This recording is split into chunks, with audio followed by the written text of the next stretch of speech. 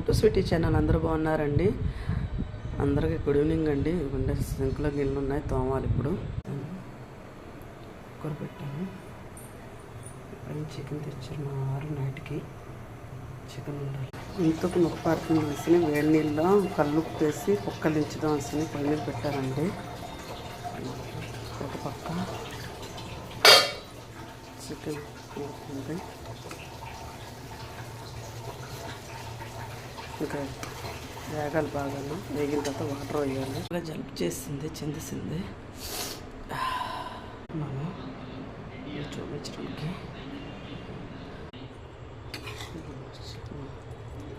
Chicken అయిపోయింది.